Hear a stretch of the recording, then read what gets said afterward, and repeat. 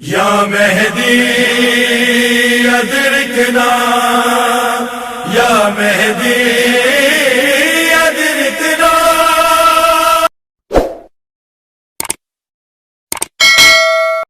یہ صرف 10 دن کا کے لیے رونے دھونے کا پیغام. بے شک حسین کے لیے رونا بھی سنت. ہر شے کو بدعت نہ بناؤ. میرے نبی کے زور زور سے رونے کی آواز آئی, زور زور سے رونے کی آواز آئی. ام سلمہ رہ نہ سکی, بھاگ کے اندر گئیں. تو آپ نے کیا دیکھا؟ آپ نے حسین کو یوں سینے سے چمکایا ہوا اور ایسے ہل ہل کے رو رہے تھے, ایسے بلک بلک سسک سسک کے رو رہے تھے. اور آپ کے آنسو آپ کے رخسار اور داڑھی پر پتر کر رہے تھے, اور آپ نے یوں بھینچا ہوا, ایسے دبایا ہوا تھا. تو حضرت ام سلمہ نے کہا, میرے ماں باپ قربان یا رسول اللہ, کیا ہوا؟ آپ ایسے تڑپ کے کیوں رو رہے ہیں؟ تو آپ نے روتی آواز میں کہا, بہتے آنسوؤں کے ساتھ, کپ کپاتے بدن کے ساتھ, کہ ام سلمہ, یہ فرشتہ جو مجھے ملنے آیا تھا, یہ میرے بچے کو دیکھ کر کہہ رہا ہے کہ آپ کی امت اس بچے کو قتل کر دے گی, اور جہاں اس کا خون گرے گا وہ مٹی مجھے دکھائی ہے اس نے, کہ میں اس لیے اس پہ رو رہا ہوں. ابھی تو وہ شہید نہیں ہوئے اور رویا جا رہا ہے, تو ہم تو ان کی شہادت پہ روتے ہیں. لینے آ چکا ہوں, میں لینے آ چکا ہوں, میں تمہیں لینے آ چکا ہوں. ادھر شہادت ہو رہی تھی, ادھر ابن عباس سوئے ہوئے خواب دیکھ رہے تھے.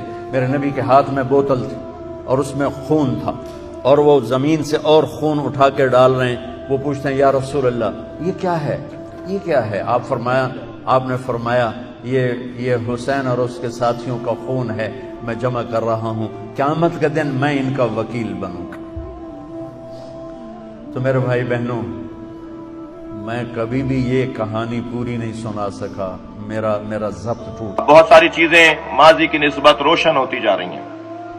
میں دعا گو بھی ہوں اور شکر گزار بھی ہوں اپنے بڑے بھائی جناب مولانا طارق جمیل صاحب سے, جو اس سال انہوں نے 2 اپنے بیان نشر کیے, خاص طور پر امام حسین پر رونے کے حوالے سے.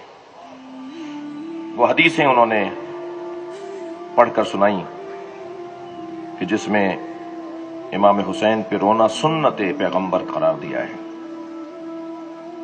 ٹھیک ہے, ایک وقت تک پہلی محرم کو مبارکبادیں بھی دی جاتی تھیں, پھر وہ مسئلہ حل ہو گیا خود بخود.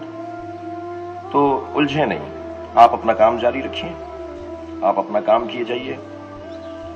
آپ جو کر رہے ہیں وہ غیر مستند نہیں ہے, آپ کو بڑوں نے سکھایا ہے, بڑے بھی آپ کے معتبر ہیں. ہوتا ہے بیچ میں کوئی خلل آیا تھا شاید, ورنہ یہ حدیث تو آج بنی تو نہیں ہوگی نا, یہ پیغامات آج تو کہیں سے نکل کے نہیں آئے ہوں گے. یہ بیچ میں کچھ خلل آیا, کچھ عالمی, میرے حساب سے تو سیاست تھی, مذہبی مسئلہ ہی نہیں تھا. عالمی سطح پر سیاست کا عنوان تھا کہ کسی طرح مسلمانوں کے درمیان ان مسائل کو ہوا دی جائے, اور وہ شرک کر رہا ہے, اور وہ کفر کر رہا ہے, وہ مرتد ہے, اور وہ فلاں ہے. اس طرح کے ٹائٹل, اس طرح کے عنوانات دے کر ایک دوسرے کے درمیان رخنے ڈالے جائیں اور جدائی ڈالی جائے. عزیزو, کیسے ممکن ہے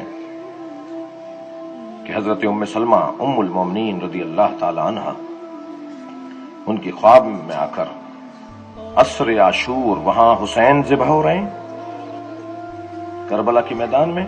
یہاں مدینہ کتنا فاصلہ ہے, مدینے میں اور کوفے اور عراق میں اور کربلا میں ہزاروں میل کا فاصلہ.